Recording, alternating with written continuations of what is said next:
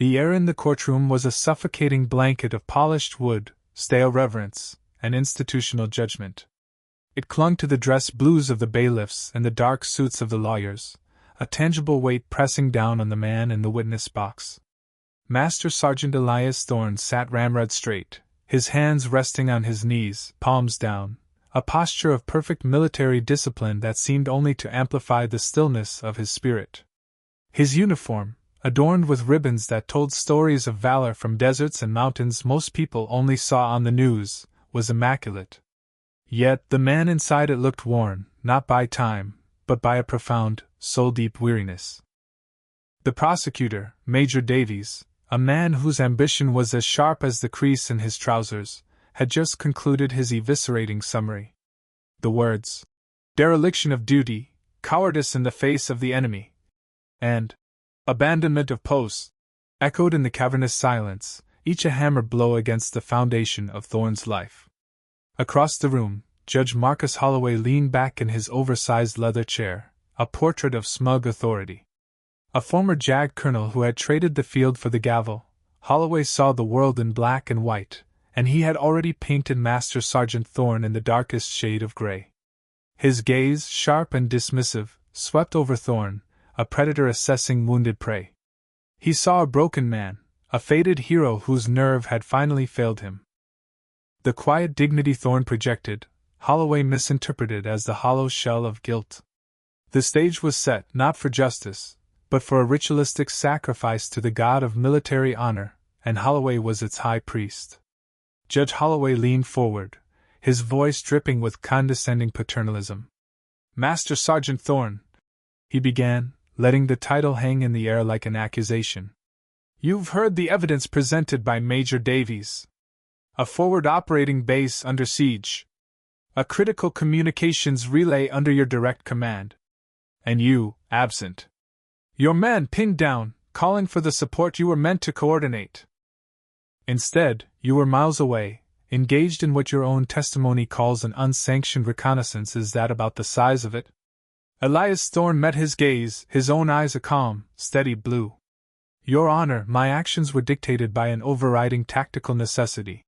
Holloway let out a short, derisive bark of a laugh. The sound was a desecration in the hallowed hall. A few sycophantic junior officers in the gallery dutifully smirked. "Tactical necessity?" Holloway scoffed, picking up a file and tapping it with a theatrical flourish. "I see a lot in this record, Thorne. A silver star, a bronze star with valor, a handful of purple hearts. Very impressive. On paper. It tells me you knew how to follow orders. It tells me you knew how to fight when someone was pointing you in the right direction. But it seems when the moment came to lead, to stand your ground, your only tactical necessity was self-preservation." Thorne's jaw tightened almost imperceptibly. "Sir, that is not an accurate assessment, oh, isn't it?" The judge's voice hardened, the feigned paternalism dissolving into raw contempt. "Then enlighten us. Give us the grand strategy that required you to abandon your post while your brothers were taking fire. But do it without the vague, self-serving jargon. Speak plainly if you're still capable of it." The challenge was a slap, a public stripping of rank and honor more brutal than any official demotion. Thorne took a slow, measured breath, the scent of floor polish and old paper filling his lungs. He was being asked to explain the inexplicable, to justify an action whose true context was sealed behind a dozen layers of classification, each one a steel door he was forbidden to open. His defense counsel, a young, earnest but hopelessly outmatched Captain Miller, had advised him to plead for leniency, to speak of the fog of war, of PTSD. But Elias Thorne would not use the shield of a wound to hide an act of sacred duty. "Your Honor," he began, his voice low but clear, carrying to every corner of the silent room. "During the initial hours of the engagement at FOB Dakota, we received intelligence of a secondary threat. A threat of a substantially greater magnitude than the localized assault.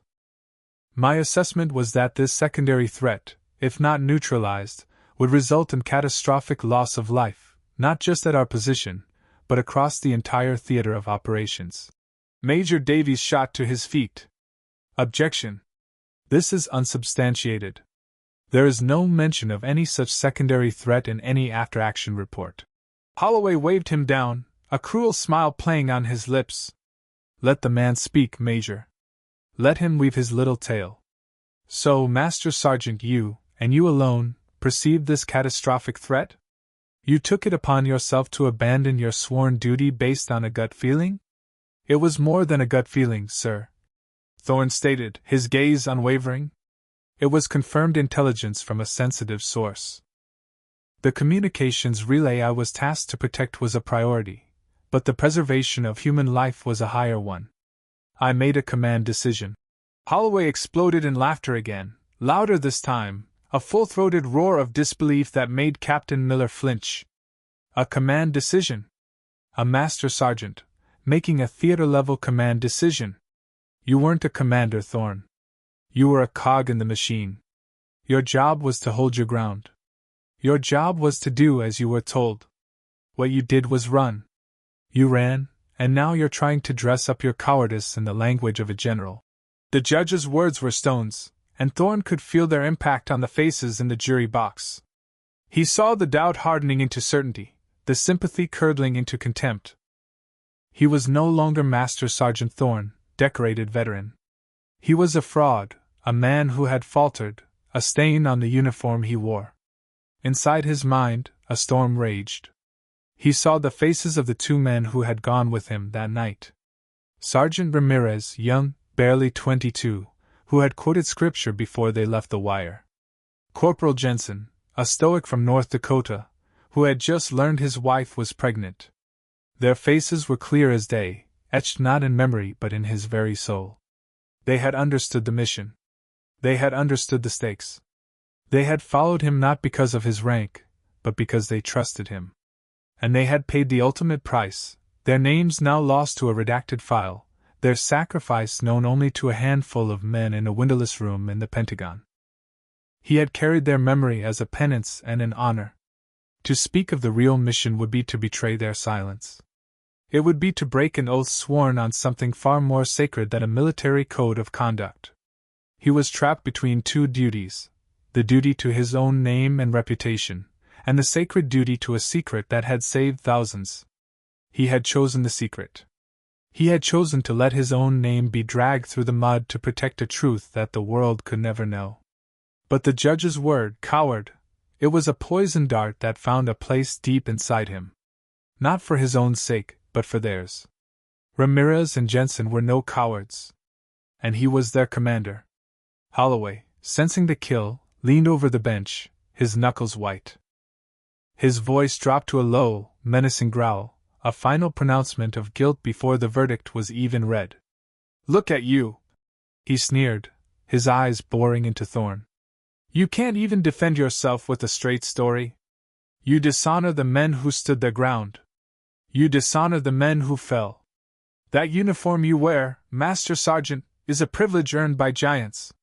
It deserves to be worn by a man of courage, of conviction, of unwavering duty. Not by a shadow who invents phantom threats to justify his own weakness." He sat back, the finality of his judgment settling over the court like a shroud. "You are a disgrace to the uniform and a disappointment to the service you pledged to defend." The silence was absolute. The prosecutor, Davies, allowed himself a small, triumphant smile. Captain Miller, Thorne's lawyer, slumped in his chair, defeated, his papers scattered before him like the remnants of a lost battle. Thorne looked at the flag to the judge's right, the stars and stripes he had sworn to defend. He thought of the cost of that defense, a cost measured in blood and secrets. And he realized, in that moment, that his silence was no longer honoring his men. It was allowing a lie to stain their legacy. His own reputation he could sacrifice. Theirs he could not. He cleared his throat. The small sound cut through the oppressive quiet like a razor. "Your Honor," he said, his voice steady. Captain Miller looked up, surprised. Holloway narrowed his eyes, annoyed by the interruption to his victory. "What is it now, Thorne? Have you concocted another fantasy?" Thorne ignored the barb. He had made his choice. It was a breach of protocol, a violation of his deepest oaths, but there was a law higher than secrecy. It was the law of truth. He met the judge's gaze directly, holding it. A profound calm settled over him, the peace that comes when a man is about to do the one right thing, no matter the cost. I have one final statement, sir, make it quick. The judge snapped, eager to bring the proceedings to a close. Elias Thorne leaned forward slightly, just enough to bring his voice from a public address to something more intimate, more conspiratorial, though it was still loud enough for the court reporter and the jury to hear. The air crackled with anticipation. Everyone expected a final, desperate plea, a broken man's appeal for mercy. They were wrong. Thorne's voice was barely a whisper, yet it was the loudest sound the courtroom had ever known. It was a key turning in a lock that had been sealed for a decade. Sir, he said, the respect in his tone now laced with an authority that had been absent before. You served under the JAG command of General Marcus Wallace before your appointment to the bench, did you not? Holloway blinked, thrown by the non-sequitur.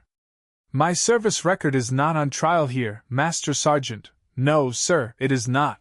Thorne agreed, his voice still a low, intense hum. But a man in your position, at that time, would have been privy to certain administrative cleanups.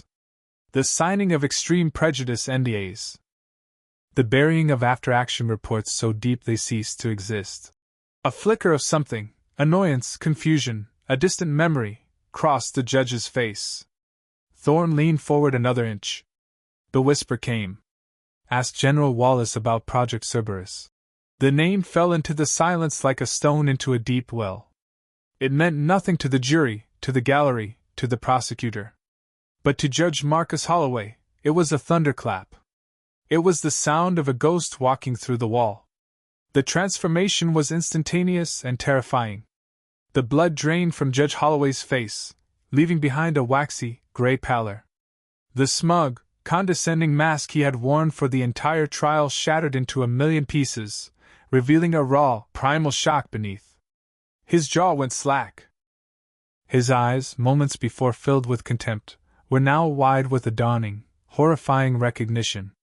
He tried to speak, but only a dry, clicking sound came from his throat. His hand, which had been resting confidently on his gavel, began to tremble violently. He stared at the quiet man in the witness box as if seeing him for the first time, not as a disgraced soldier, but as a survivor of a legend, a myth, a nightmare that high-ranking officers only spoke of in hushed, fearful tones in soundproofed rooms. Project Cerberus. The three-headed dog that guarded the gates of hell. It was the unofficial, deeply classified codename for a mission so far off the books it was apocryphal. A suicide mission. A ghost operation to neutralize a threat so terrible that the official record stated it never even existed. Everyone assigned to Cerberus was presumed lost. Their files were sealed, their names moved to a memorial wall with a classified addendum. They were phantoms. And one of them was sitting in his courtroom. As this realization flooded his mind, Holloway's trembling hand fumbled for his water glass, knocking it over. The crystal pitcher toppled, shattering on the floor with a crash that made everyone jump. But the judge didn't seem to notice. His entire universe had been upended by a single name. The eerie silence that followed the crash was profound, an abyss of unspoken understanding that only two men in the room shared. With a visible, gut-wrenching effort, Holloway found his voice. It was not the booming, authoritative instrument of before, but a ragged, hoarse whisper. This court is in recess," he stammered, his eyes still locked on Thorne, a mixture of awe and terror in his gaze. He slammed the gavel down, not with force, but with the clumsy, uncoordinated motion of a man in deep shock. The sound was a dull, pathetic thud. "All records of this proceeding are sealed. Effective immediately. Classified at the highest level." He shoved himself away from the bench, his chair screeching against the floor, and practically fled through the door to his chambers, leaving a stunned and bewildered courtroom in his wake. Before Major Davies could even begin to process what had just happened, the main doors of the courtroom swung open. Two men entered, not the usual court bailiffs, but stone-faced men in dark suits with earpieces, their posture and presence screaming Special Operations Command. They were followed by a uniformed colonel whose insignia identified him as a member of the Judge Advocate General's Corps, but his severe expression spoke of a much higher authority.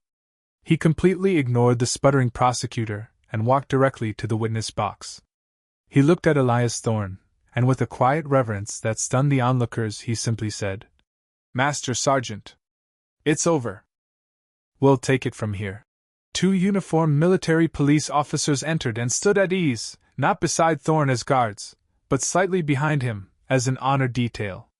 The power dynamic of the entire room had been irrevocably, seismically altered. An hour later, Elias Thorne sat not in a holding cell, but in the plush, soundproofed office of the base commander. The charges against him had not simply been dropped, they had been vaporized, expunged from the record with a speed that spoke of immense, unseen power. Across the mahogany desk sat a man Thorne had not seen in 10 years, General Marcus Wallace, now a 4-star with silver hair and eyes that carried the weight of 1,000 secrets. "Elias," the general said, his voice filled with a regret so profound it was almost an apology. "I cannot express how sorry I am.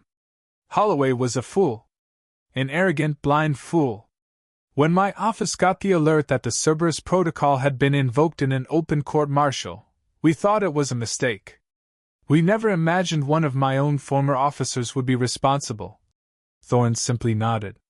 "He didn't know, General. He should have." Wallace snapped, his anger a flash of lightning.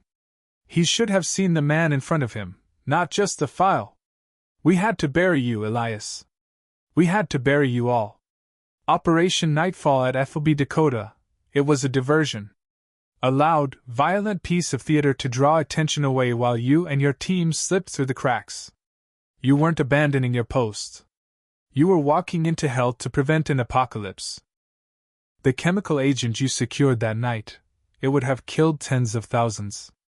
You saved them all." Thorne's gaze drifted to the window, to the flag waving in the breeze outside. He saw Ramirez's smile and Jensen's quiet confidence. "We saved them, sir," he corrected softly. A deep, lasting silence filled the room. Wallace cleared his throat. "Holloway has been relieved of his judicial duties, pending a full inquiry. His career is over. Major Davies has been reassigned to a desk in Antarctica. The system failed you, son. And for that, I am truly sorry." He leaned forward. "Anything you want, Elias. A promotion. A quiet retirement with full honors. A training command. Name it. It's yours." Thorne looked back at the general, and for the first time, a flicker of emotion crossed his face. It was not pride, not triumph, but a quiet, humble plea. "My men, sir. Sergeant Ramirez and Corporal Jensen. Their families were told they died in the ambush at FOB Dakota. They were branded as men who died in a diversion. I want their records corrected. I want their families to know they died saving the world. I want their names on the real wall." General Wallace met his gaze and saw the unwavering integrity that Judge Holloway had mistaken for weakness. He saw a hero who cared not for his own vindication, but for the honor of the fallen.